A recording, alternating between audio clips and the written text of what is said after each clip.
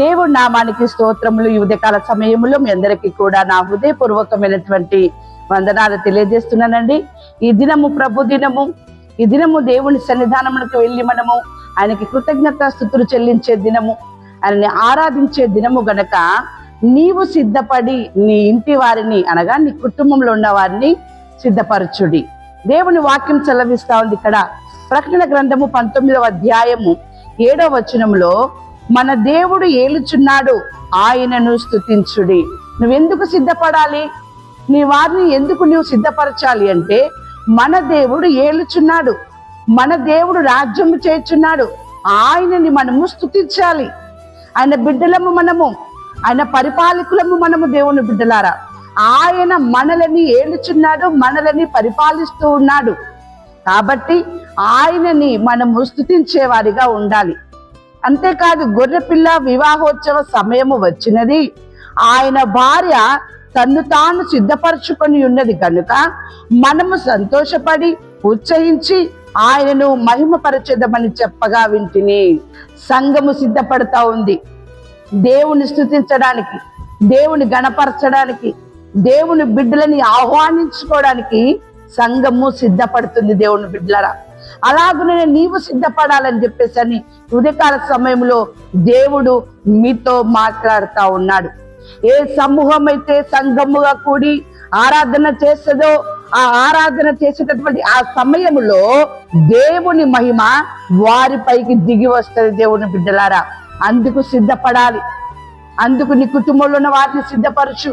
దేవుని మహిమ మీ పైన, మీ కుటుంబీకుల పైన ఉండడానికి వారిని మీరు సిద్ధపరిచి ఆయనను మీరు స్తుతించినప్పుడు, గణపరిచినప్పుడు, ఆరాధించినప్పుడు దేవుని మహిమ మీ పైన కుమ్మరించబడుతుంది. అంతేకాదు, వాక్యం సెలవిస్తా ఉంది. యెహెజ్కేలు గ్రంథము 38వ అధ్యాయము 7వ వచనములో, నీవు సిద్ధముగా ఉండుము, నీవు సిద్ధపడి నీతో కూడా కలిసిన సమూహం అంతటిని సిద్ధపరచుము, వారికి నీవు కావలి అయి ఉండవలెను. ఎంత అద్భుతమైనటువంటి మాట.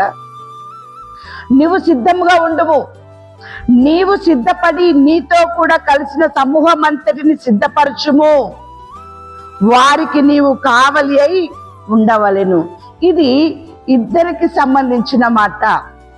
ఒకటి ఇంటి కుటుంబీకుల్లో ఉన్నటువంటి యజమానుడికి లేక యజమానురాలికి, సంఘములో ఉన్నటువంటి కాపరికి కూడా సంబంధించినది. ఇది దేవుని ఆరాధించడానికి సేవకుడు కూడా సిద్ధపడాలి, కుటుంబంలో ఉన్నటువంటి పెద్దలు కూడా సిద్ధపడాలి, సమూహాన్ని సిద్ధపరచాలి. ఇది దేవుని యొక్క సేవ చేసే సేవకుడికి సిద్ధపాటు ఉండడం. దేవుని బిడ్డలారా, సేవకులో ఉన్న ఆ యొక్క సంఘానికి వస్తున్నటువంటి వారందరికీ కూడా మీరు సిద్ధపడండి, దేవుని మందిరానికి రండి అని చెప్పేసి సేవకుడు సిద్ధపడి దేవుణ్ణి ఆరాధించడానికి, గణపరచడానికి ఆయన బిడ్డల్ని సిద్ధపరిచి వారికి సేవకుడు కావలిగా ఉండవలెను. దేవుని బిడ్డలారా, ఎందుకో తెలుసా? దేవుని నామము గణపరిచే దినం, దేవుడు చేసిన మేలులకి ఆయనకు మనము కృతజ్ఞతాస్తుతులు చెల్లించే దినము. అంతేకాదు, అతి ముఖ్యముగా ఆత్మతో సత్యముతో ఆరాధించేటటువంటి ఈ దినము గనుక నీ వారిని అందరినీ కూడా నువ్వు సిద్ధపరిచి వారికి నీవు కావలిగా ఉండుము. చెదిరిపోకుండా, వారి మనసును మార్చుకోకుండా వారికి నీవు కావలిగా ఉండి వారిని మందిరంలోనికి నడిపించండి. దేవుని బిడ్డలారా, వాక్యం సెలవిస్తా ఉంది కదా, హెబ్రీయులకు రాసిన పత్రిక 11వ అధ్యాయము 16వ వచనము, దేవుడు వారిని గూర్చి సిగ్గుపడడు. ఎవరైతే సిద్ధపరచి కావలిగా ఉంటారో వారిని గురించి దేవుడు సిగ్గుపడడు. దేవుని బిడ్డలారా, ఏలయనగా ఆయన వారి కొరకు ఒక పట్టణము సిద్ధపరిచి ఉన్నాడు. దేవుని నామానికి స్తోత్రము కలుగును గాక.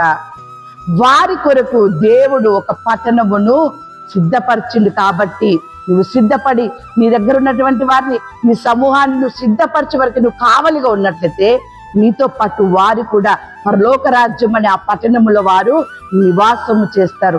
భూమి మీద వారందరితో కలిసి నువ్వు ఏ విధంగానైతే దేవుణ్ణి ఆరాధిస్తూ ఉన్నావో ఆత్మతో సత్యముతో, ఆ రాజ్యములో కూడా చీకటి లేని ఆ రాజ్యములో, ఆకలి లేని ఆ రాజ్యములో, యుగ యుగములు ఎప్పుడు కూడా దేవుని ఆరాధించేటటువంటి ఆ రాజ్యములో ఆ సమూహం అంతటితో కలిసి నీవు దేవుణ్ణి ఆరాధిస్తావు. దేవుని బిడ్డలారా, అందుకే దేవుడు సిద్ధపడండి అంటూ ఉన్నాడు. ఆ రాజ్యములో కూడా నీవు ఆ సమూహముతో ఆరాధించాలి దేవుణ్ణి అని. దేవుని బిడ్డలారా, అంతేకాదు వాక్యం సెలవిస్తా ఉంది. కొరింథీయులకు రాసిన మొదటి పత్రిక 2వ అధ్యాయము 9వ వచనంలో, దేవుడు తన్ను ప్రేమించు వారి కొరకు ఏమి సిద్ధపరిచినో అవి కంటికి కనబడలేదు, చెవికి వినబడలేదు, మనుష్య హృదయమునకు గోచరము కాలేదు అని వ్రాయబడి ఉన్నది. అయితే కంటికి కనబడినటువంటి ఆ రాజ్యము మీరు ఎలా చూస్తారు అంటే, దేవుని ఆత్మ చేత మీరు నింపబడ్డప్పుడు, దేవుని మహిమ మీపైన కుమ్మరించబడ్డప్పుడు కంటికి కనబడని రాజ్యాన్ని మీరు చూసేటటువంటి రీతిగా దేవుడు మీ పైన తన ఆత్మని కుమ్మరిస్తాడు. అంతేకాదు, నేను సర్వజనుల మీద నా ఆత్మను కుమ్మరిస్తున్నా అంటున్నాడు. సర్వజనుల మీద అంత్య దినాలలో దేవుని ఆత్మని ఆయన కుమ్మరిస్తారట. అయితే ఈ జనులని నువ్వు సిద్ధపరిచి దేవుని మందిరంలోనికి వచ్చి ఒక సమూహముగా దేవుణ్ణి మీరు ఆరాధించండి.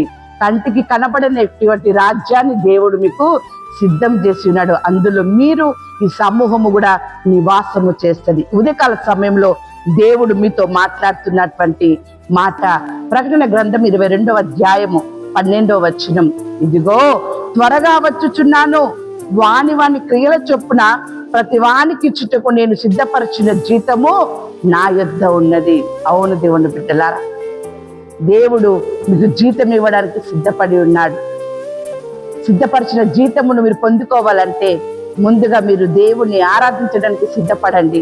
మీ దగ్గర ఉన్న సమూహాన్ని, మీ ఇంటి వారిని కూడా సిద్ధపరిచినట్లయితే దేవుడి ఉదయకాల సమయంలో మీకు సిద్ధపరిచినటువంటి వాటన్నిటి కూడా నిండారుగా మీకు ఇచ్చి ఆయన మిమ్మల్ని ఆశీర్వదించును గాక. ఆమేన్.